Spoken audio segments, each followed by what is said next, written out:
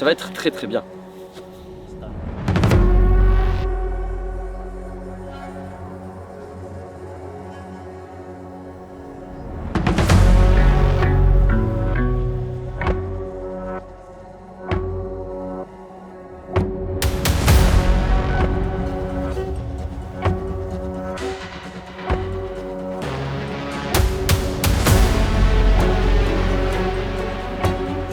Ouais, ça prend du temps. Hein. On s'y attendait un peu, mais ouais, ça va le faire. T'aurais pu te tuer.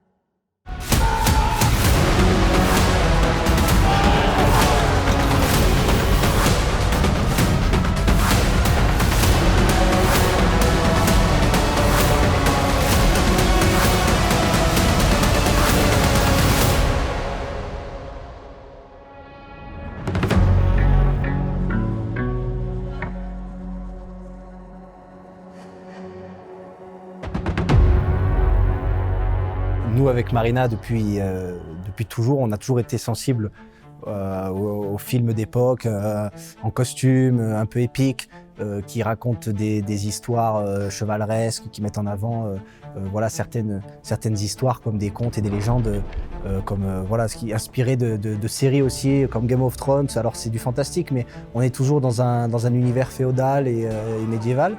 Et on voulait partir là-dedans à la base. Et le château d'Arlande, moi je connaissais très bien parce que je suis originaire de Haute-Loire, j'ai grandi, j'ai fait toute mon enfance à côté de ce château. Donc je voulais lui montrer tout simplement pour la beauté des paysages, pour la beauté du château, de ce qui l'entourait, la vallée de la Loire, parce que l'endroit est féerique. Et en plus, il a une histoire qui est le début d'un scénario épique. Et c'est pour ça que nous on s'est dit, on va tout allier. On va allier notre passion de l'histoire, notre passion également de l'épique, du médiéval, des scènes d'action, des costumes, parce qu'on trouve que le cinéma, c'est fait aussi pour nous transporter dans une autre époque, dans un autre univers qui n'est pas le nôtre dans la vie de tous les jours. Et également de mettre en avant le patrimoine de mon département, tout ça auquel Marina s'est attachée maintenant. Donc ce cocktail-là faisait qu'en fait Arlande, c'était un début plutôt logique.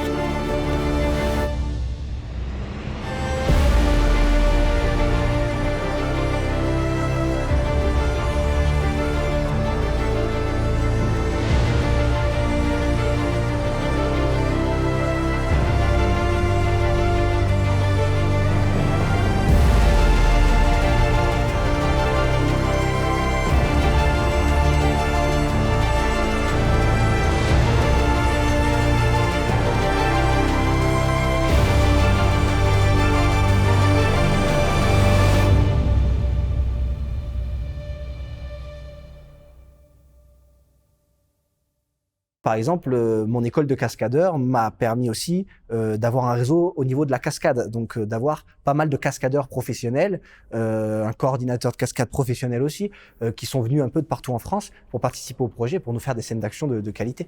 Donc j'ai pu les trouver grâce à mon expérience au campus Univers Cascade. Donc comme quoi, tout était lié, quelque sorte, tout a été utile en fait. Un peu à la, il faut sauver le soldat Ryan, organiser le débarquement, tu sais, oui, voilà, faut que ça passe sous l'eau, il les suit, c'est un peu... Faut que ça soit très organique en fait. Faut que le mec qui regarde l'écran au cinéma, il ait l'impression qu'il ait peur de s'en prendre une, quoi. Ouais. C'est ce que me disaient aussi Tito et Marina. Dans pas mal de films, ça tranche, ça découpe et tout, alors qu'en soi, à l'époque, c'était pas forcément comme ça, c'était plus des coups aussi. Des trucs vraiment pas forcément. Ils prenaient juste le pommeau, ils se mettaient des coups, ou alors si t'avais leur gant en fer. Ouais, c'est pas forcément un coup d'épée, un mort, quoi. Oui. C'est vraiment aussi montrer l'utilité de l'armure aussi. Donc des mecs qui se tabassent aussi, quoi. Le but, c'est une blessure qui soit létale, quoi. Un os pété. Souvent, c'était des commotions. Ouais, voilà. Des commotions, en fait. Oui, Ils mouraient de commotions, c'est ça, si je me trompe pas. Ah bah beaucoup, ouais. Ouais, Quand tu vois le truc, Voilà, c'est plus compliqué à mettre en place. La forêt est à nous. On a un arrêté municipal, personne n'a le droit d'y aller. Les battues de chasse ont été annulées parce qu'il y a des battues qui sont prévues là-bas chaque année. Donc, là, voilà. Donc la forêt est entièrement à nous, on ne sera pas embêté. Ni par des chasseurs, ni par des randonneurs, ni par des voitures ou n'importe quoi. Donc voilà, le chemin est à nous aussi. C'est chouette. Donc à chaque fois, eh bien, on était cadré, on recommençait les actions. Et ça filait tout seul, quoi, donc c'était impeccable. Messieurs, vous deux, si vous êtes partants, vous êtes... Oui. Enfin, nous, on n'est pas dans le camp, normalement, mais enfin... Non, justement, vous allez les attaquer. Okay. De vous mettre en tête de charge et d'avoir un échange avec deux de vos collègues. Par exemple, vous arrivez, ils vous partent, ils essaient de gagner de la distance pour pouvoir fuir. Ouais, un truc comme ça. C'est possible, ouais? Oui. Allez, super. Je veux bien que, si jamais vous pouvez le chorégraphier 2 petites secondes, histoire de vous mettre en place. C'est vraiment 2 plans séparés. Et au moment où on revient à lui, il l'a déjà posé et il a juste à refaire le mouvement pour qu'au montage, on fasse... Je pense qu'on va prendre le plan de face où il dit sa réplique. Ensuite, toujours dans la même action, on lui dit qu'il se mette en position et qu'il refasse juste le plan. Ouais, on peut. Tu vois, parce que la flèche, elle peut arriver sur un plan de dos à lui, tu vois, un truc comme ça. Action! T'aurais dû voir la tête du prêtre quand je l'ai balancé du toit. Non. Si. Je crois même qu'il s'est pissé dessus avant d'atterrir. Trop bon, quoi. Je crois même qu'il s'est pissé dessus juste avant d'atterrir.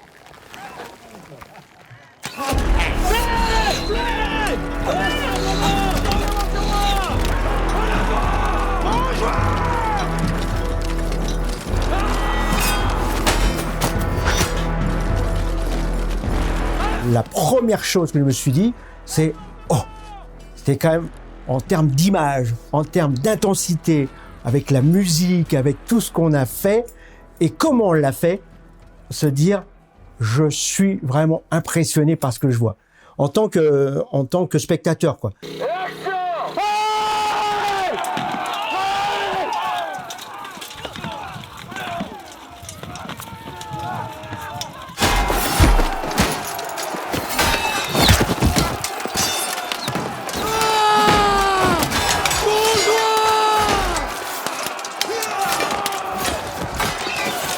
Le challenge là, c'était qu'il n'y avait pas de musique pour t'aider.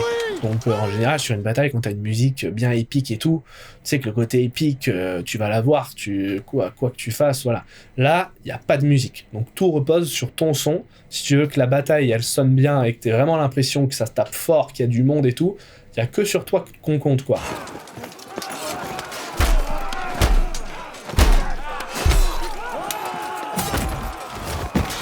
Il y a plein de sons qui sont superposés forcément puisqu'il faut tout refaire, c'est là qu'il faut mettre plein de gens qui crient et tout, qu'on ait vraiment une grosse impression de brouhaha et qu'il y ait du monde.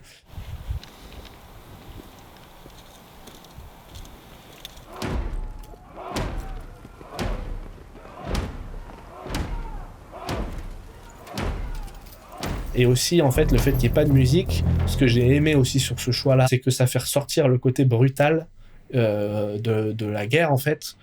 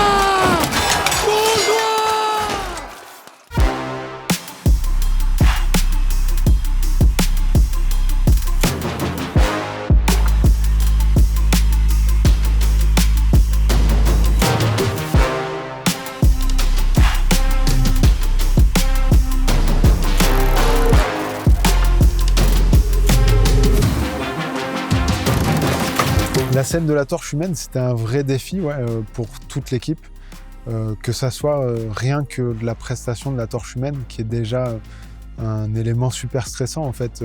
Il fallait pas que je me rate et donc pour la petite anecdote, ce qui se passe, c'est qu'on a on a un espèce de décompte qui arrive sur cette scène-là. Donc on sait qu'à partir d'un moment, dès qu'on va préparer la personne pour la torche humaine, on n'aura plus que, alors je ne me rappelle plus exactement, mais quelque chose comme 30 minutes. Et 30 minutes après, on n'a plus le choix, il faut qu'on tourne. Donc ça implique qu'à la technique, il faut que 30 minutes après, les batteries soient chargées, il n'y ait aucun problème de focus, que l'équipe de son soit prête. Il faut que tout le monde soit prêt, y compris les acteurs, parce qu'on n'a pas que la torche humaine, on a une dizaine d'acteurs qui sont sur cette scène-là. Et donc, d'un point de vue image, j'ai répété plusieurs fois ce mouvement au stabilisateur, finalement.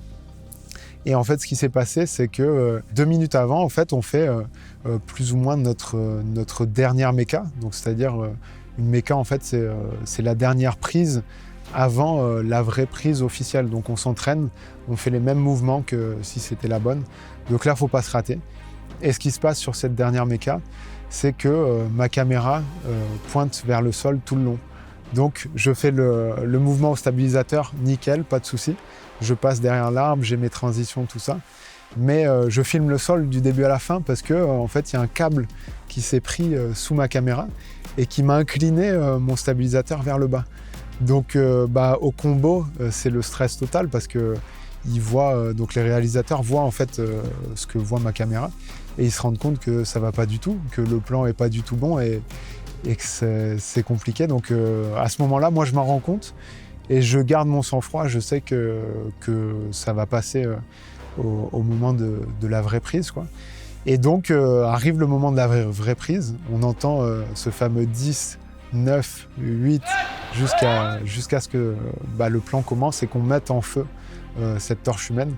Donc, à ce moment-là, c'est beaucoup de stress pour tout le monde, mais moi, j'adore avoir cette pression-là. Je sais que je me surpasse dans ces moments de pression intense. Donc, et en fait, au final, je règle le problème et on arrive à rentrer la scène. Et là, toute l'équipe est super heureuse. C'est les applaudissements et la pression qui retombe pour tout le monde.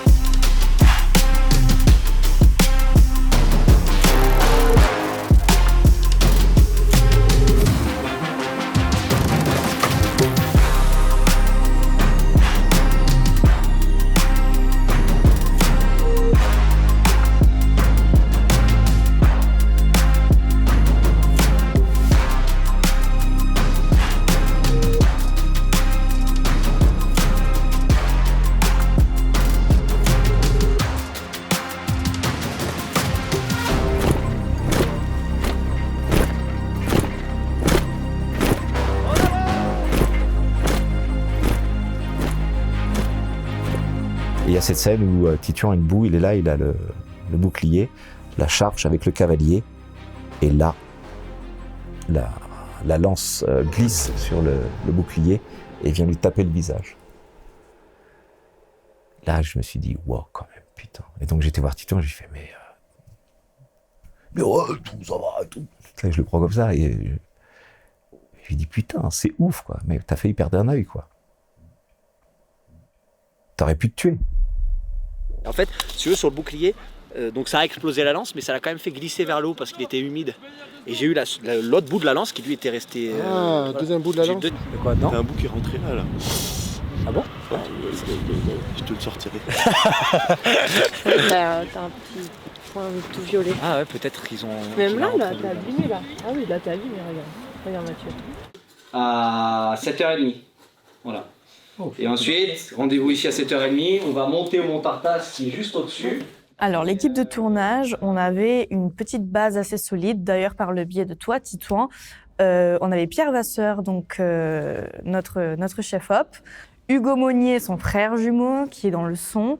Et en fait, déjà, vous trois, vous avez déjà auparavant fait des petites choses ensemble, des courts-métrages, tout ça. Trucs, ouais. Ensuite, voilà, moi, je suis arrivée dans le lot et puis j'ai aussi travaillé avec eux sur des moyens-métrages, tout ça. Donc, on avait déjà une petite équipe bien à nous.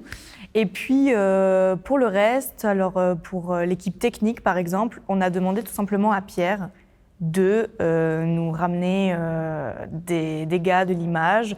Hugo Monnier, pareil, il a ramené des gars du son. Et puis ensuite, il y a eu Marcos Quintance, notre premier assistant réal, que tu as aussi rencontré sur un tournage, il était figurant. Bêtement, ouais. Il était figurant, j'étais figurant, donc comme quoi, t'as fait une école de réalisateur, machin, d'accord, super, tout ça. Et 2 ans après, je l'appelle, au fait, on a besoin d'assistants à la réalisation. Vous, bien sûr, vous ne regardez à aucun moment la caméra et ils vont se balader pendant que vous faites tourner le cochon, les cracheurs de feu, la forge, voilà. Il faut qu'il y ait une vie de camp normale, voilà, les tambours. Nous, on va se balader entre vous. S'il y a des trucs à rectifier, on vous le dira au moment voulu.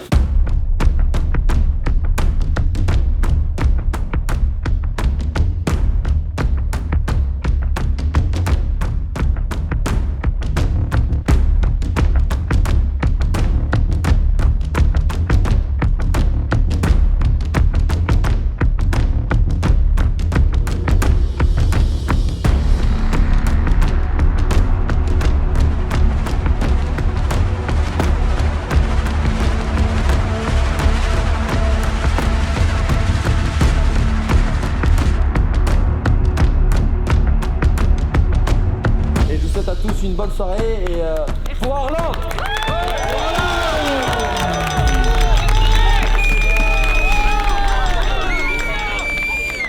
Tout le monde était couteau suisse, même Lucien Dufour qui était au son à 2h du matin. Mais comme toute l'équipe se retrouve à monter des tentes médiévales. Il riait jeune. Oui, il disait. tenait un poteau, il tenait un piquet sous la tente médiévale. Il disait putain. Non mais moi je suis preneur son et là il est 2h du mat et je suis en train de monter un camp médiéval. Je dis je dis qu'est-ce que tu veux c'est désolé. Mais au final il était trop content. Il disait non mais c'est une putain d'expérience parce que c'est hors du commun quand même. Puis on est tous jeunes, on a une moyenne d'âge entre 20 et 30 ans. Je veux dire pour la plupart, mais même pour tous je crois, c'était le premier long métrage. Oui. Donc c'était pas non plus sur le papier, c'est un énorme sacrifice qu'on demandait, mais pour eux, c'était pas le sacrifice de l'année. Pour eux, c'était une opportunité. C'est une opportunité pour tout le monde, ce film. Donc en fait, ça nous a portés vraiment tous vers le haut, parce qu'on s'est dit, putain, faut pas laisser passer ça. Faut absolument que ce film existe. C'est pas 2 fois que je ferai ça. Parce que nous, on a quand même touché à la réalisation, à la production, au scénario avec Teva. On a dû préparer les costumes, donc en fait, accessoiriste, costumier, en avance, hein, je parle, même sur le tournage aussi, on a accompagné Mathieu Luna, tout ça. On a dû faire également directeur de casting, parce qu'on a nous-mêmes fait passer les castings. On a dû faire les annonces. Community manager, parce qu'on a dû envoyer des mails, parce que les castings ont été diffusés, l'appel au casting par les journaux, que nous on a dû également convoquer. Donc on a dû prendre contact avec des journalistes pour qu'ils nous fassent les annonces et ensuite nous-mêmes faire le tri. On n'était que 2. Quand on reçoit 500 mails à 2 sur des candidatures, il faut répondre à tout le monde, tout ça, c'est vrai que c'est un autre métier. Voilà. Cela dit, ce chant, donc sa deuxième utilisation, c'est pour la grande bataille finale. Okay. Où là, il n'y a pas de camp, voilà. mais il y a du monde.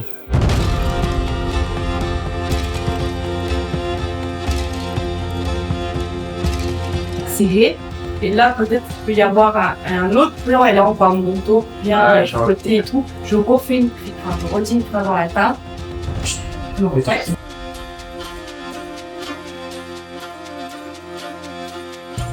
Là, il le tue. Et là, il rend tout, c'est tout.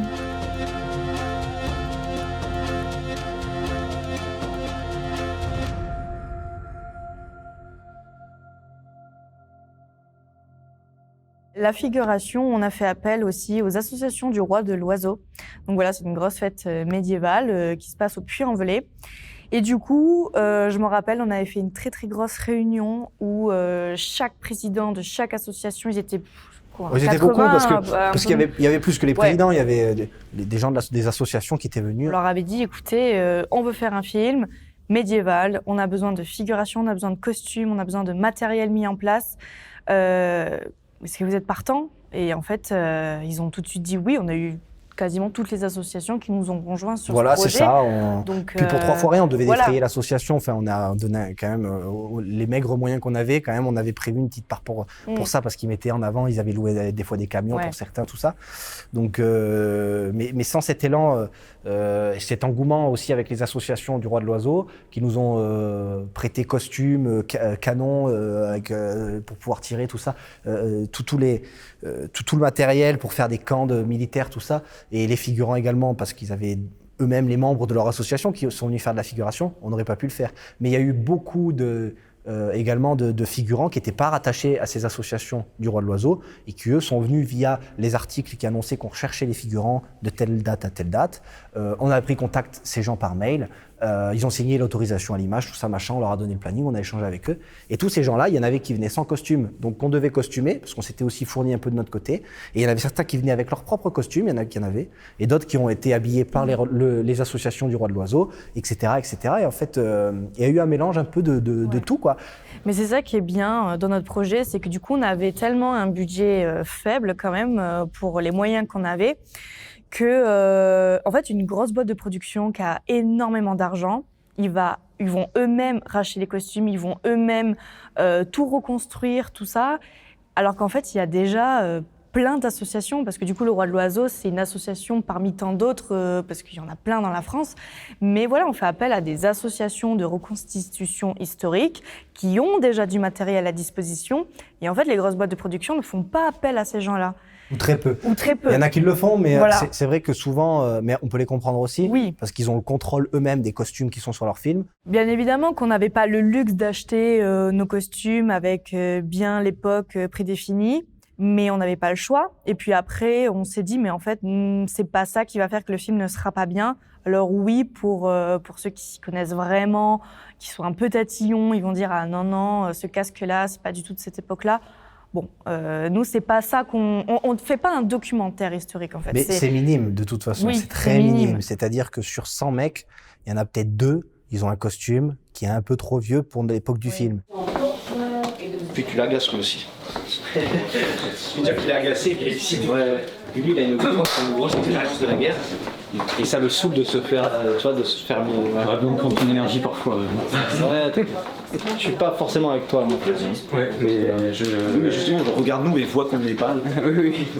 Ce qui a été compliqué pour les acteurs aussi, c'est qu'ils pouvaient pas, ils n'ont pas eu 40 prises. C'est-à-dire que il fallait qu'ils soient dans le bain très vite parce que on n'avait pas toute la journée. Donc on pouvait pas la refaire et la refaire et la refaire. Donc il fallait qu'ils apprennent bien leur texte, qu'ils soient bons très vite parce qu'on pouvait la refaire, mais on n'avait pas toute la journée. Ça va te saouler qu'on soit pas forcément avec toi. Ouais. Parce que tu cherches aussi un soutien. T'es là en mode, dites-lui. Et nous, nous ça va, enfin, on est ok avec l'expédition, tu vois. Et ça t'énerve aussi. Hein. Ça te saoule, ça. Moi, je suis comme ça, en fait.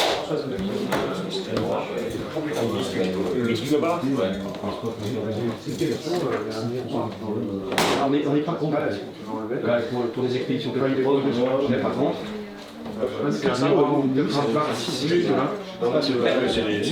C'est peut-être un ça, ouais.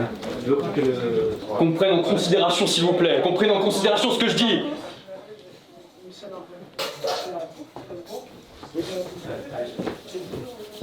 Ça, je sais pas, j'ai pas le temps, j'avais ça vraiment. Les gars, on peut y aller. Tout le monde est prêt. Parfait. Cadré. Action! C'est une folie, madame, je vous en conjure, renoncez-y! Ma décision est prise, messire. C'est bon. Tu peux taper avec ta tête.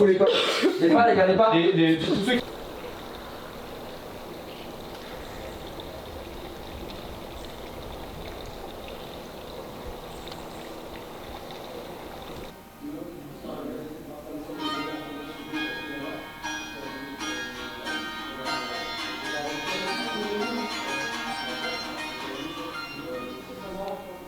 Action. Pour conforter ma présence, fais un son. Bon sieur, c'est l'îlement d'avance, car Jason, sur quiconque la toison, notre pain servir pénitence.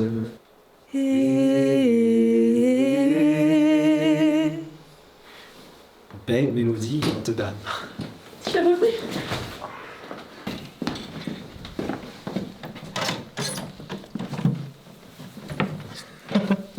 Oui, oui. Je coupe, On n'avait pas la... J'avais pas la dentiste, je crois. Le lieu, les combats, les autres personnages autour, les autres comédiens, Loris aussi, dans son énergie. Ainsi, la garce montre ses crocs. Parfait. L'idée, c'était de pas être comme lui, ne pas lui ressembler, pour créer un décalage, ne pas ressembler non plus à Tituan, créer un décalage. Je dirais que j'irais à l'opposé. Loris avait cette énergie plutôt très posée, très sereine. J'allais dans l'autre côté, quoi. Quant à toi, mon cher Jean, je vois que tu as enfin été fait chevalier. Je dois dire qu'il était temps. Ça doit te changer de graisser mon armure.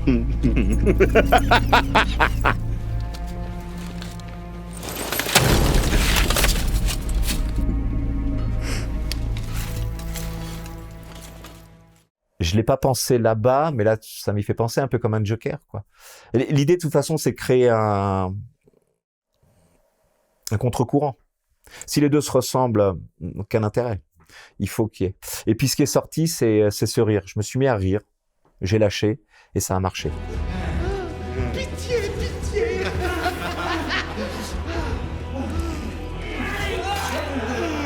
Et j'ai eu l'écho de ce sourire, de ce rire.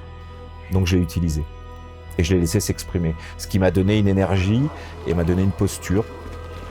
Et je faisais 2 mètres de haut, quoi.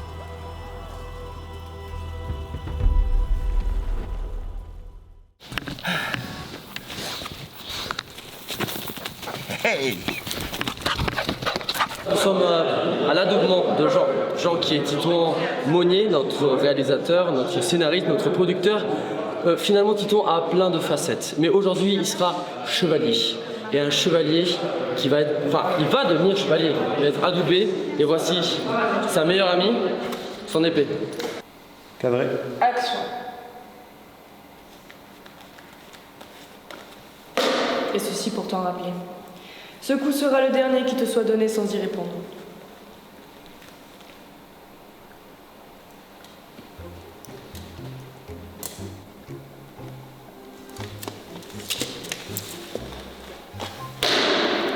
Et ceci pour t'en rappeler.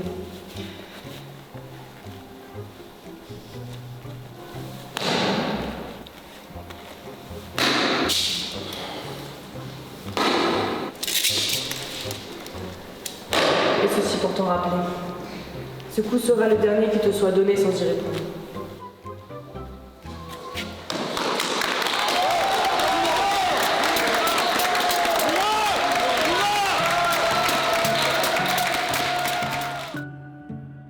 J'ai grandi ici, donc je les connais les lieux. Donc il y a vraiment des endroits où je savais que ça allait avoir... Il fallait que Marina elle découvre et qu'elle soit d'accord. Il fallait qu'on revoie les choses ensemble parce que moi il y avait des endroits, j'étais allé petit mais ça faisait des années que j'étais pas retourné, donc je savais même pas si c'était exploitable ou pas, si c'était bien. Ou... Des fois l'imaginaire il déforme un peu. Donc comme dit Marina, on a pris notre voiture ou notre quad et on s'est baladé tout simplement dans des endroits que je connaissais moins, que je connaissais plus ou que je connaissais très bien. Et on s'est dit ouais il y a ça, voilà. On s'est référencé tous les châteaux de Haute-Loire et on a essayé déjà de les rassembler aussi par zone géographique pour que ce soit pratique et aussi par esthétisme. Il fallait que ça colle avec l'époque, avec l'histoire et que ça nous plaise personnellement tout simplement. Vu que le château d'Arlande était en ruine, on a dû trouver d'autres châteaux qui se faisaient passer pour le château d'Arlande. Donc du coup, avec des intérieurs bien faits, alors on avait regardé un petit peu les châteaux aux alentours, comme le château de la Roche-Lambert. On a tourné énormément de scènes à l'intérieur et aussi le château de Chavagnac-Lafayette.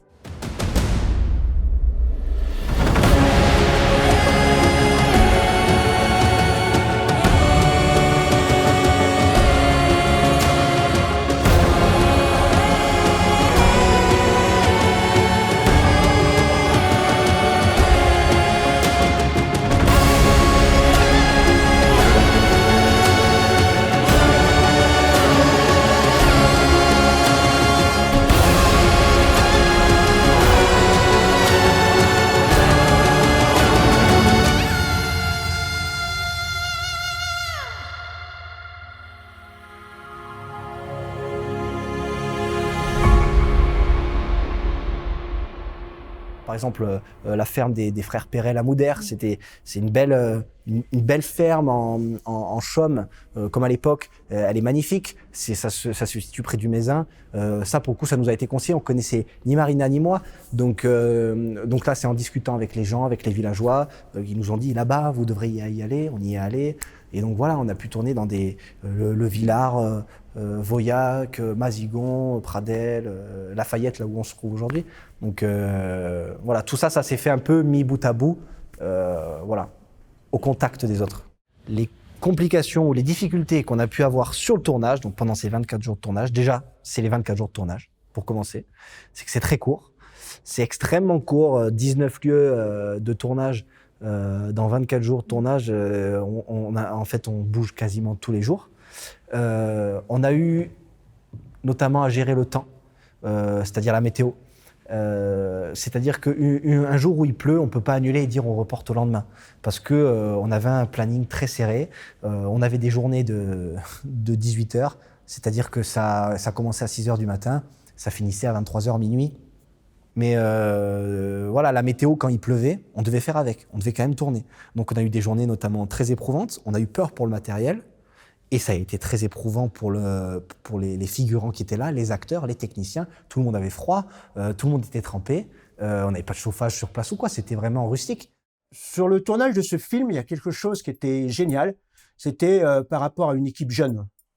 Une équipe jeune qui a appréhendé tout le monde, c'est-à-dire des figurants aux acteurs, différents niveaux, de la même façon. Donc d'une façon humaine et toujours dans la bienveillance, qui n'est pas toujours le cas dans certains tournages avec des grosses productions où chacun a son rang, hein, le grand acteur va parler avec le grand acteur, et puis en tant que figurant, tu restes figurant et on t'appelle à un moment donné, point à la ligne. Là du coup c'était vraiment un tournage ultra humain, mais réellement, et ce qui fait que ça a donné une autre ambiance. Et ce qui fait que au niveau des figurants, dont des figurants non professionnels, eh bien, se sont donnés à ce film. Se sont donnés à l'équipe parce que lorsque quelqu'un est bienveillant par rapport à ce que tu fais, par rapport à ce que tu dis, par rapport à ce que tu vas faire, eh bien, les gens se donnent forcément. Malgré la météo, malgré l'attente, malgré plein de choses. Et c'était ça qui était intéressant dans ce film, c'est que les gens ont joué le jeu, les gens sont partis dedans. Et ça, c'était intéressant. Voilà. Ça va physiquement tout le monde ou pas? Vous êtes comment? Oui, toi? Ouais, vous êtes pas. Ça va, pas de saoulé ni rien, ça va à peu près cette journée? Oui, il a bien. Hein? Pierre. Parce que c'est long, cette journée. Les physiques. Bière, tu veux le bière? Ça va très bien aussi. Bière. Bon, ça roule. J'ai dormi. Ah ouais. On doit tourner toutes les scènes dans ce temps imparti. Et donc ça implique que des fois, on doit finir des scènes quasiment de nuit. En termes d'image, il arrive un moment où juste c'est plus possible, en fait, on peut plus exploiter les plans. Et même, il y a certaines scènes du film qu'on a dû transformer pour les rendre de nuit, alors qu'elles ont été tournées de jour. Donc je pense notamment à l'entraînement où on a notre scénariste Théva Albert qui se bat contre Loris Monet. Et cette scène-là, en fait, on l'a finie tellement tard qu'on a été obligé de la transformer, de le jouer en colorimétrie pour transposer cette scène-là comme si elle avait été tournée de nuit ou au petit matin, on va dire. Et donc, voilà, c'était un stress constant. On a réussi à s'en sortir, mais c'est sûr qu'il y a certaines scènes où on aurait aimé avoir plus de temps parfois pour les tourner, mais voilà, il fallait que le film existe.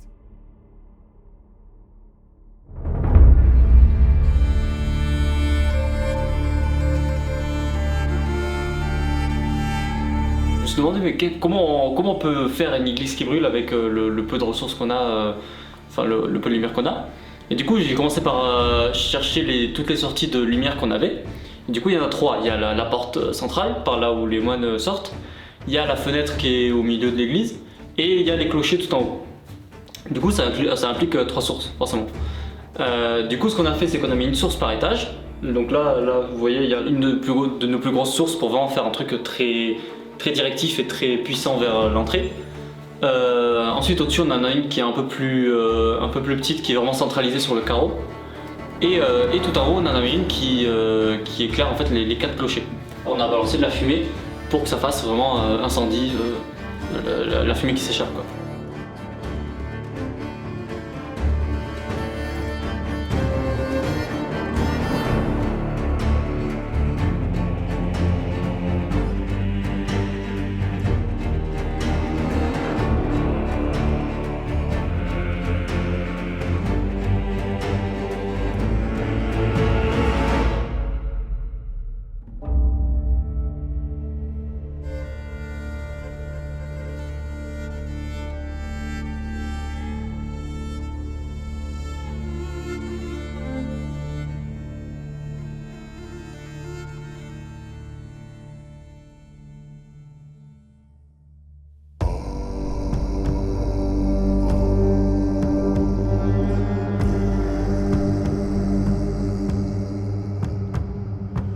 Du coup, pour les scènes de bataille, on a fait appel à Equid Events, qui sont venus sur le tournage avec 6 chevaux, donc 6 cavaliers. 6 cavaliers, en fait, un cavalier, Jacques Gérard, et 5 cavalières. Mais on ne sait pas que ce sont des femmes parce qu'elles ont un casque, qu'elles ont une armure. Mais donc ces 6 chevaux sont des chevaux de spectacle et de cinéma qui ont l'habitude des tournages, comme pour les cavaliers et les cavalières. Donc eux, on a pu les utiliser pendant toute une journée sur la grande scène de bataille finale où on avait des charges de cavalerie, on avait des cavaliers qui percutent des chevaliers au sol avec des lances qui éclatent. On a eu tout ce genre de choses-là. C'était des chevaux habitués, c'était des cavaliers habitués et on a pu chorégraphier des choses sympas. Pour des scènes, notamment les scènes du défilé militaire, les scènes de transition où les chevaliers se déplacent à cheval au pas, sans être sur les scènes de bataille en fait. C'est les chevaux en fait de mes parents, donc de Cyril et Elodie, qui sont cavaliers et qui ont des chevaux. Ils n'ont pas été du tout dressés pour les scènes de bataille. Ils n'ont pas été dressés pour qu'il y ait 100 personnes autour qui se tapent dessus en armure, qu'il y ait du bruit pour que ça hurle. C'est pas des chevaux de cinéma voilà. tout court. C'est pas des chevaux de cinéma qui ont été habitués à attendre, parce que les figurants attendent, les acteurs attendent aussi entre les prises, mais les animaux aussi. Les chevaux, il faut qu'ils attendent. Un cheval, s'il n'est pas habitué à ça, il en a marre. Donc il y a le camp, je dois arriver à cheval, j'ai un casque sur la tête qui bouge, il doit faire 3 kilos, je sais pas. Et je me dis, putain, ça bouge, c'est le bordel, comment je fais? Donc, encore une fois, je gère. OK. J'ai la cote de maille. OK. Donc, on fait l'approche. J'arrive avec le cheval. On fait 1 fois, 2 fois. Le cheval se tient, superbe, 3, 4 fois. Et à chaque fois qu'on fait la reprise, demi-tour. Hop, je passe la première. Hop, avec le cheval, on se remet en place. Puis tu sens que le cheval, par moment, il est un peu excité. Il est là. Il en a marre, lui aussi, tu vois. Pas lui aussi, non, mais je veux dire, lui, il en a marre de répéter. Et il y a un moment, on fait la scène, je fais le demi-tour avec lui, et au moment où je fais le demi-tour, là, il trace. Je sens qu'il part, j'essaie de le retenir, je le retiens, et le cheval trace. Et là, je me dis, putain, je peux plus le retenir. J'ai un casque qui fait ça, et il part au galop. Et là, je flippe. Honnêtement, je flippe. J'ai une plaine immense devant moi, comme ça, vallonnée. Le terrain est magnifique, mais c'est immense. Et je sais là où il va, parce qu'on m'avait dit, oui, il entend... ses potes chevaux là qui sont à la ferme et il veut les rejoindre. Donc ça se passe super vite, mais dans ma tête, j'ai un casque qui bouge, qui fait 4 kilos ou 3 kilos, j'ai une cotte de maille qui me pèse et j'ai un cheval que je peux pas tenir. Donc en essayant de le tenir, il part au galop, je me dis je vais plus me battre, je lâche les rênes. Je les garde en main, mais je lâche tout et je le laisse tracer. Donc je fais corps avec lui. Je me dis, il faut que tu fasses une chose, tu fais corps avec lui. Et là, tac, tac, tac, tac, tac, tac. Et là, je me chie dessus. Je suis liquéfié à l'intérieur, et on y va, et on y va. Et la seule chose que je me dis, c'est tombe pas. Si tu tombes, t'es mort. J'ai un casque qui part en vrille, je sais pas comment je vais le gérer, je trace. Et là, ça trace. Et il y a un truc qui revient aussi, donc je laisse faire, je maîtrise, je me tiens, je suis là, je fais corps avec lui, on lâche rien. Vas-y mon gros, vas-y. Et là, je me dis, putain, il y a un petit bout de chemin là-bas avec des petits cailloux. Si je le retiens pas avant le chemin, pour moi, je suis sûr qu'on dégage, tous les deux. Donc je laisse faire, je suis là, tu gères, et on arrive à un moment au chemin, et là, à un moment, je le reprends. Et là, je le reprends. Et là, le cheval m'écoute. Et juste avant le chemin, clac, je le tiens, et on bouge plus tous les deux. Mon cœur est à 200 000 km/h, je suis là, je suis fondu. Et là, je vois arriver les parents de Titouan qui arrivent tous les deux. Et là, et là, c'est sa mère ou son père qui me dit, mais tu le gères, et moi, ouais. Genre fier, c'est genre, je maîtrise. Mais en vrai, putain. Et là, ils m'ont dit, putain, t'as assuré tout ça. Par contre, je pouvais plus le monter. J'avais la trouille. Et il s'est passé un autre moment aussi, où à un moment, il a cabré, il m'a mis un coup de tête. Ça, je crois que c'est après, quand on est revenu, je suis remonté dessus. Il était très excité. On refait un passage. Et là, le cheval cabre, me met un coup de boule, et là, il me sonne. Je suis sur le cheval, je suis comme ça. Et en gros, j'ai une bosse à l'intérieur, je suis dans le semi-KO. Et je me rappellerai ce que m'a dit Marina et Titouan m'ont dit. Marina me dit, pour nous, t'es parti. On s'est dit, aïe, on a perdu notre comédien, on le reverra plus. En tout cas, il va se barrer. Mais je lâche pas l'affaire. Je lâche pas l'affaire.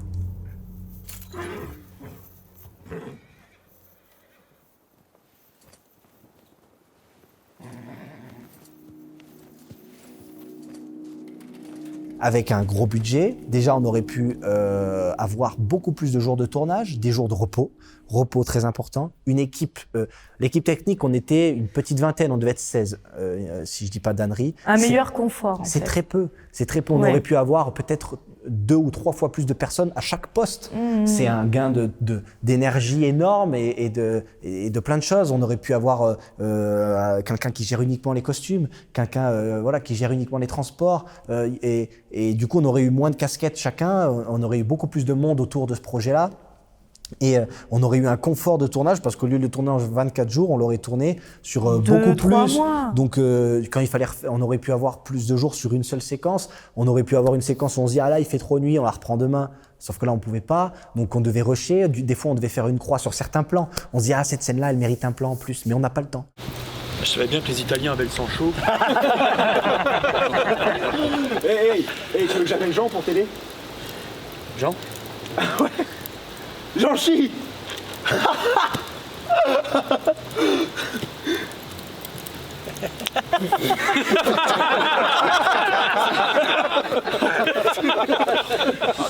Bon allez, trêve de plaisanterie. An de grâce 1538. Le royaume de France sort de sa 8e guerre d'Italie. Le catholicisme gouvernant en France et représentant de la royauté doit commencer à appréhender l'arrivée d'une nouvelle guerre interne. Ce qui nous a plu dans l'histoire du château d'Arlande, c'est que c'est surtout un château dit imprenable. Il est implanté tout en haut de ce pic rocheux, il domine toute la vallée, il est vraiment imprenable pour le coup. Et tout de suite, on s'imagine à raconter des histoires, on a envie de mettre ce lieu en avant. Et avec Titouan, on avait lu le petit panneau explicatif en bas du château, qui raconte justement un petit peu son histoire. Et on s'est dit qu'il y avait un bon début de scénario sympa à développer autour de ce château. Vous n'avez pas les hommes pour défendre Arlande et vous le savez très bien.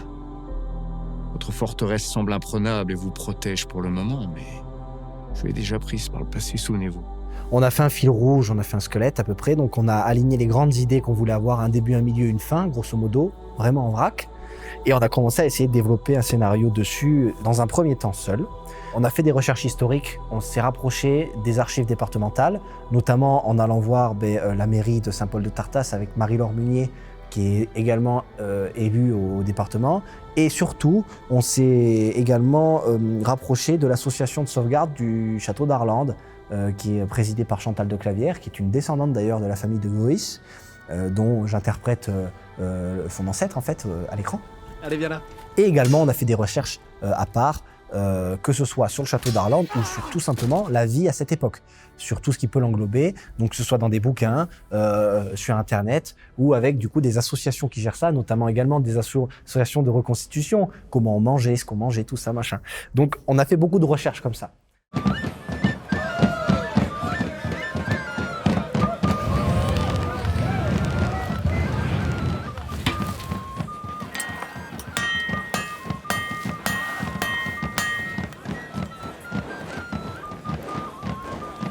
Les scènes qui sont difficiles un petit peu à écrire, c'est les scènes vraiment posées à la table avec des dialogues.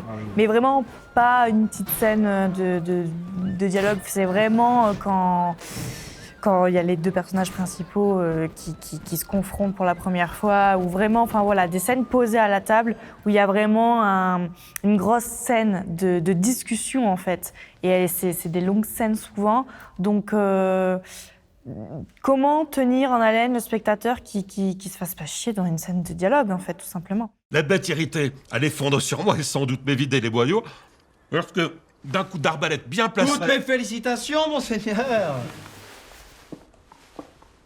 À n'en point douter, cela devait être impressionnant à voir. En effet, oui. Aussi, je me réjouis de vous voir séant pour discuter ensemble de la menace que constitue Antoine de Chambonas sur ces bonnes terres du Velay. Sachez tenir votre rang, chevalier.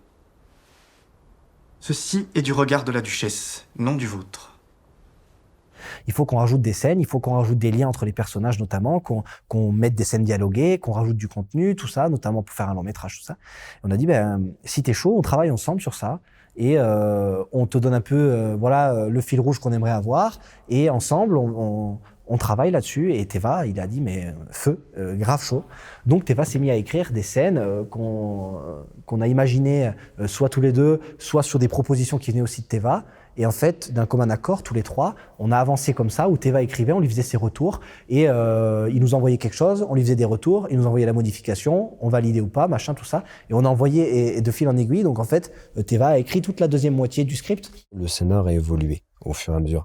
Effectivement, il y avait une ligne rouge où on avait, entre guillemets, à peu près le squelette, mais c'est vrai qu'on a énormément échangé, enfin, j'ai fait énormément de retours, en tout cas, avec Titouan et Marina, pour essayer de leur faire passer mon point de vue. Il y a eu pas mal de modifs. Pour être tout à fait franc, il y a eu quand même quelques petites uchronies sur le script, enfin, en tout cas pour les besoins du scénario. Il y a eu quelques dates qui ont été un petit peu mélangées, parce que, par exemple, à l'apparition des guerres de religion entre le protestantisme et le christianisme, on s'est un petit peu arrangé au niveau des dates, mais pour le bien de l'histoire. C'est aussi simple que ça. Alors effectivement, il y a quand même une bonne part de fictif. Françoise de Brézé, elle est réelle. Par exemple, Jean, il est techniquement fictif. il est fictif. La famille de Goïs a bel et bien existé parce qu'ils étaient les intendants du château, donc à cette époque. Effectivement, ils ont été un peu. Le château leur a été pris de la main, de la main d'Antoine de Chambonas. Antoine de Chambonas a bel et bien existé aussi, mais donc à des époques un peu différentes. C'est pour ça que... Mais en majeure partie, il y a quand même beaucoup de personnages fictifs. Antoine de la Tour a bel et bien existé. En fait, ça a été tout le défi, c'est d'imbriquer quand même une narration dans des faits, entre guillemets, historiques. C'était un peu toute la complexité, d'ailleurs, de faire tout un récit, de faire des rebondissements, et de dépeindre un peu la petite histoire de la grande, en fait. C'était un petit défi assez sympathique à faire. Tu m'as tant manqué. Par contre, tu sens le bouc. Tu oses venir saluer une gente dame telle que moi dans pareil accoutrement et pareille odeur? Quelle insulte. Oh, pardon, gente dame. Que puis-je faire pour me faire pardonner? Je crois que j'ai mon idée sur le sujet.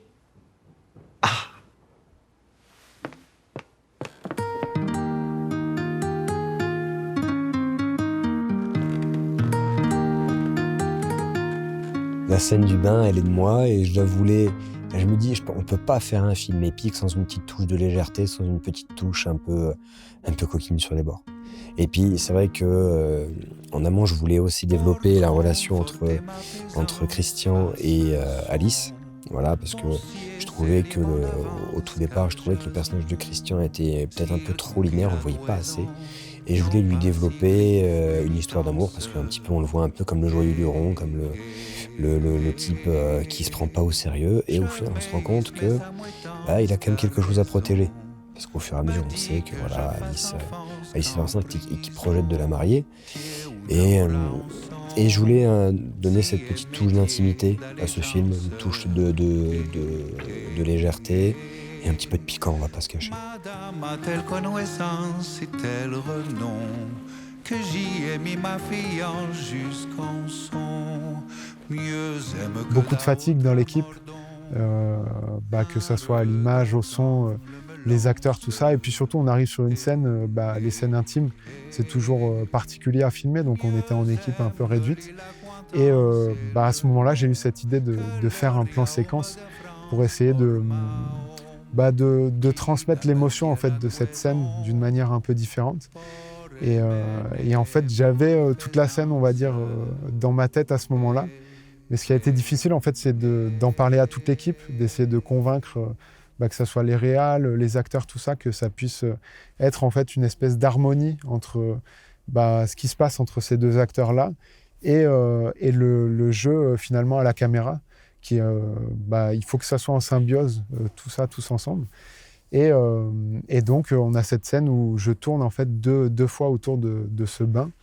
Et c'est très compliqué parce qu'en fait, sur la moitié de la scène, il y a toute l'équipe technique, il y a des lumières, alors on a essayé de masquer au maximum, mais je sais que je ne peux pas filmer cette partie-là. Donc, En fait, au moment où j'arrive sur cette partie-là, il faut que je cadre un peu plus au sol, mais tout en gardant le côté poétique et artistique de la scène. Donc, il faut que ça raconte quelque chose. Donc voilà, on a trouvé des idées et au final, on l'a tourné, il me semble qu'on l'a tourné 6-7 fois. Et toutes les premières prises, en fait, à chaque fois, tu as les réals qui viennent me voir, qui me disent on voit telle ou telle chose, on voit ce détail-là, c'est pas bon, il faut qu'on la retourne, tout ça. Mais j'étais confiant et je savais qu'on allait la rentrer au bout d'un moment. Et les acteurs ont été géniaux pour ça parce que ils étaient à fond dans leur jeu et c'était pas simple pour le coup parce que c'est une scène intime. Et on a tout donné et on a eu cette scène qui est vraiment super cool. C'est un peu une symbiose entre l'artistique qu'on peut amener par les mouvements de caméra et aussi le jeu d'acteur. Et du coup, je suis super content du résultat. Ouais.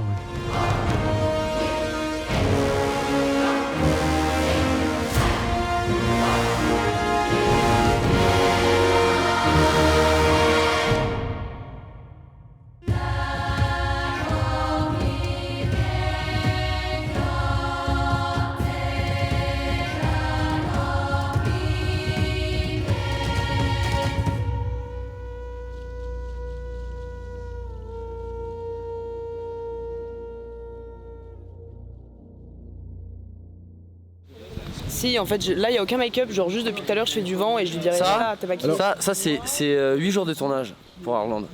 Il n'y a pas de make-up là, il fait juste les retouches quoi. Mais juste vite. Je pense ce soir, je vais me prendre une petite douche. On va pas se mentir, hein. Voilà. Quoi qu'un petit footing. J'hésite. Peut-être douche et après footing. La partie post-production, on a bossé surtout ensemble avec Hugo dans un premier temps.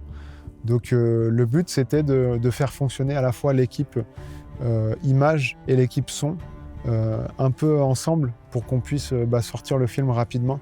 Parce que, évidemment, si on fait toute la partie montage image dans un premier temps, puis la partie montage son, ça peut prendre énormément de temps. C'est vrai qu'au final, les choix ne sont pas forcément tout le temps difficiles, mais il y a plein de petites décisions à prendre, que ce soit sur les scènes de dialogue. Des fois, pour dynamiser le jeu d'acteur, on va essayer de couper certaines portions du dialogue, essayer de laisser les meilleures parties, ou dynamiser aussi. Donc, il y a plein de choix possibles. Et c'est vrai que c'est pas que moi qui les prends, ces choix-là, c'est même beaucoup les réals. Donc, on a bossé ensemble là-dessus pendant 9 mois. Et surtout, à la fin, en fait, on a dû aussi intégrer toute la partie VFX. Donc avec les effets spéciaux que Adrien a pu faire sur le film. Et puis aussi toute la partie colorimétrie qui m'aura pris bien un bon mois et demi. Donc voilà, ça a pris peut-être plus de temps que ce qu'on avait imaginé, mais voilà, on a voulu faire les choses bien et puis c'était important de passer du temps là-dessus. En gros, le monteur son, lui, il va placer les sons, imaginer l'espace sonore, la narration sonore du film. Est-ce que là, je vais mettre des oiseaux ou est-ce que je vais plutôt mettre du vent? Est-ce que je vais plutôt mettre... En fait, ça change totalement l'impression d'une scène en fonction déjà rien que de l'ambiance qu'il y a autour de nous. Si tu as des petits oiseaux qui chantent ou un vent qui souffle fort, tu vas pas être dans le même mood. Donc déjà, rien que ça, c'est important. Il faut réussir à capter l'intention du réalisateur pour savoir ce qu'il veut faire et ce qu'il veut faire transcrire dans cette scène. Et ensuite, nous, on essaie de le faire sortir au son. Parce que dans une salle de cinéma, il y a tellement d'enceintes autour de nous, des ambiances, il faut en mettre partout. Il y a des ambiances devant, sur les côtés, derrière, et parfois au-dessus. Pas sur Arland, mais parfois au-dessus, quand c'est de l'atmos.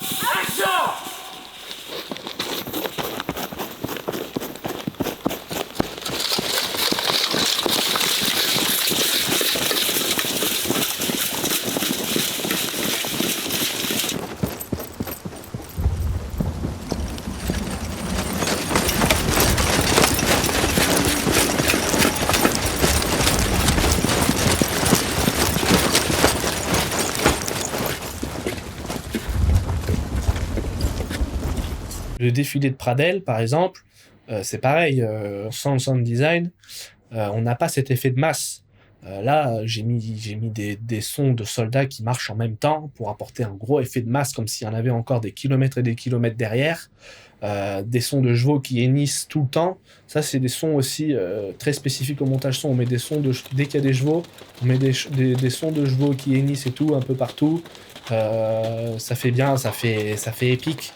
Alors qu'en réalité, les chevaux, ils n'ont pas henni une seule fois sur le tournage, quoi. Ça hennit pas tant que ça, un cheval.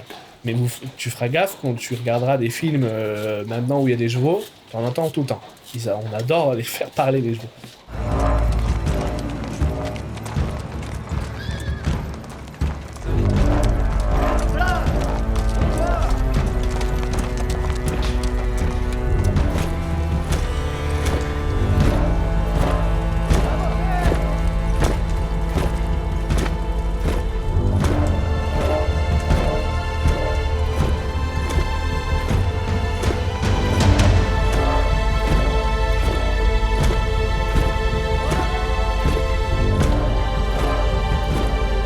Ensuite, après le montage son, il y a donc le mixeur son qui entre en jeu, et le mixeur son va mettre tous ces sons ensemble et les faire sonner tous ensemble correctement, sans qu'il y en ait un qui prenne trop de place par rapport à un autre, sans qu'il y en ait un qui cache les dialogues par exemple. Ça serait une aberration qu'on puisse pas comprendre des dialogues à cause d'un son qui se rajoute par-dessus, sauf si vraiment c'est voulu, mais c'est rare. Et le mixeur, il va aussi placer ses sons dans l'espace, forcément. En post-production, on a Cédric Mazzoni, qui est le compositeur des musiques, qui lui avait directement contacté Titouan et Marina suite à leur film Brave, pour travailler avec eux. Et Lorik Perrault, qui est le mixeur des musiques de Cédric, mais qui mixe aussi beaucoup à côté des projets de toutes sortes, encore une fois, du court-métrage au long-métrage. Et donc, du coup, c'est lui qui a été chargé de tout le mixage du film, que ce soit de la musique, et du film en lui-même. On est tous devenus une famille très soudée, une bande de copains, enfin on s'entend tous très bien. Et le tournage se passait merveilleusement bien, voilà, on rigolait, tout ça. Mais quand on était au travail, Genre là, il n'y avait plus de rigolade, parce que ça peut être compliqué aussi. On est des copains, alors du coup, pendant le travail, mais non, ils restaient tous super professionnels.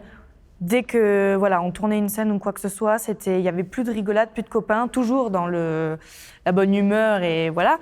Mais et quand une fois que les caméras s'étaient coupées, tout ça, que c'était fini, là, la fratrie revenait. Mais c'est ce que j'aimais dans cette équipe, c'est que on savait rigoler au bon moment et on savait se mettre au travail au bon moment aussi. On va se péter le bide, madame. Ça va être très bien. Attends, vraiment, on doit manger dans la scène?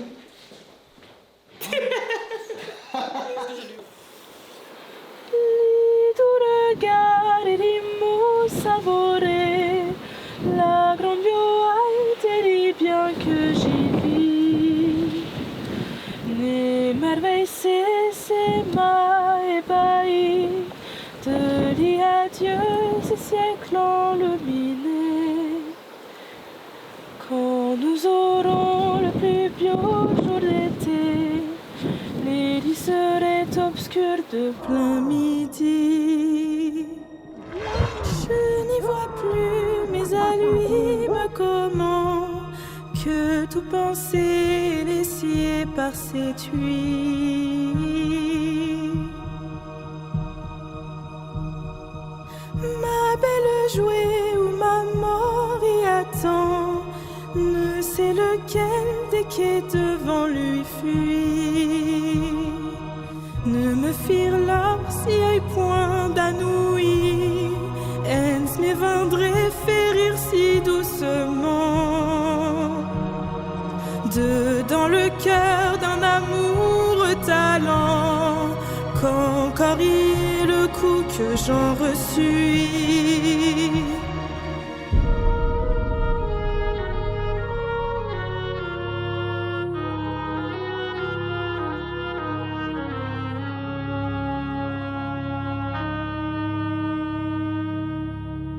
Le coup fut grand, il ne fait qu'empirer.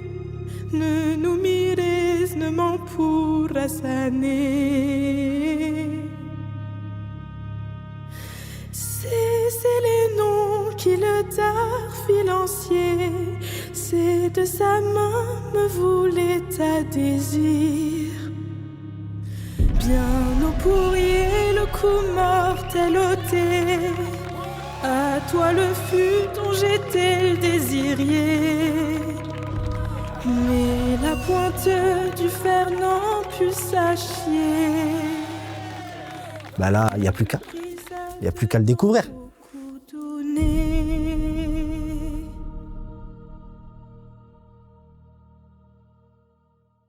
Je remercie énormément mon équipe technique, les acteurs aussi qui sont venus, qui se sont donnés. C'est exceptionnel et voilà, toutes ces personnes-là, on ne peut que parler d'elles et que penser à ces gens-là, à toute cette équipe, à tous ces cascadeurs, à tous ceux qui ont donné du sang et des larmes sur le projet, sur le tournage, avant et après et pendant. Voilà. Merci à vous, surtout. C'est votre film, en fait.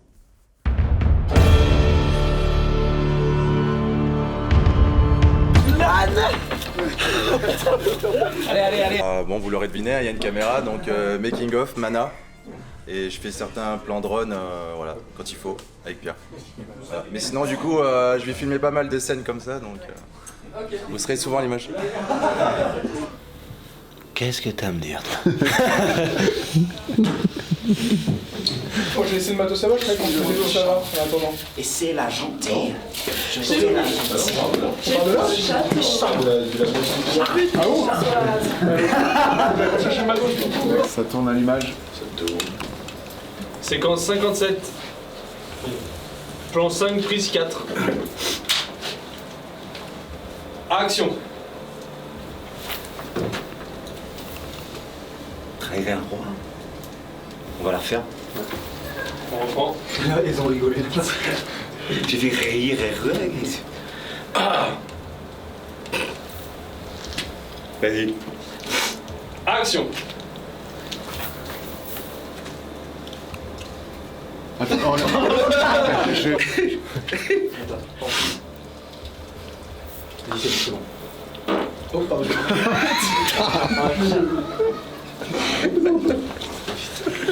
On y va.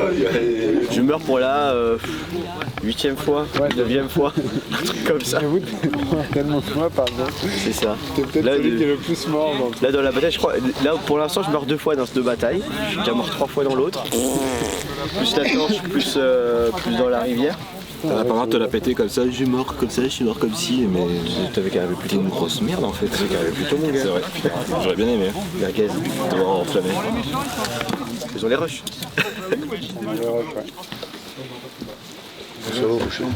Ça lui donne la réponse. Tu regardes comme ça. Ouais, voilà. Marina. Il est à Perrin. Très à l'aise. Silence, enfin pourceau. C'est bon pour moi. Merci beaucoup, Grisé.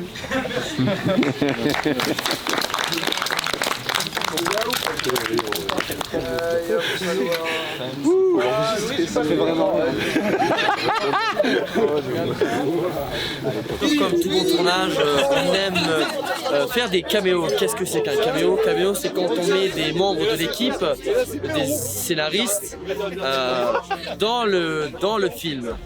Ici présente Luna, seconde assistante, et Paloma, maquilleuse, régisseuse, ainsi que coiffeuse, sont dans cette séquence en tant que gourgandine. Voilà. Yeah.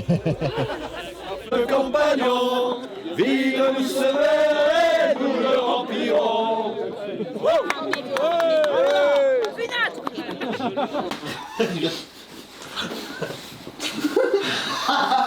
Le mec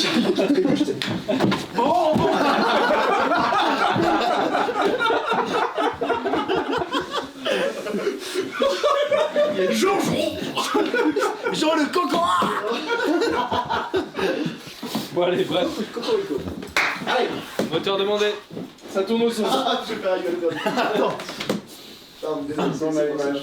Après, c'est pas grave, c'est une scène un peu joyeuse, ça va à peu près. Oui, voilà, ça. Allez. Séquence 4, plan 1, prise 3.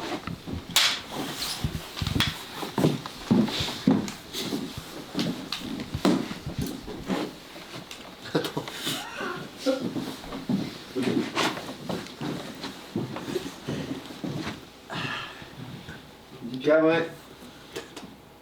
Action.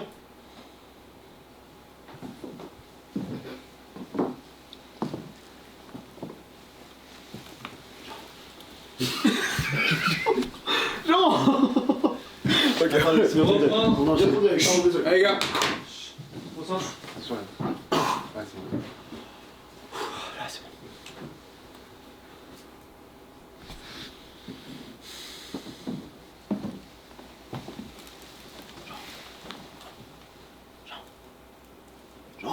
Jean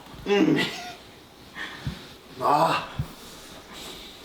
je te pique pour me réveiller comme ça. Le coq a déjà chanté 3 fois depuis le petit matin. Allez, il faut te lever. C'était ton dernier jour, ça va. Je suis un peu triste. Ouais. Ça va me manquer. J'étais bien embouchée. Ça m'allait bien. Je trouve aussi.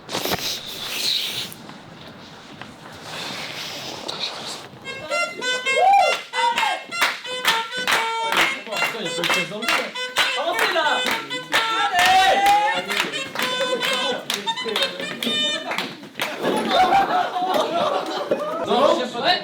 Allez, c'est parti. Allez, go!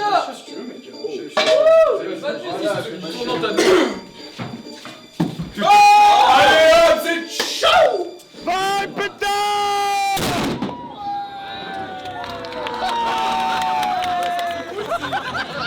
Tu fais du making of, ça te fait rire? Viens par ici. Je pense à la casse. Alors, salut tout le monde, c'est terminé.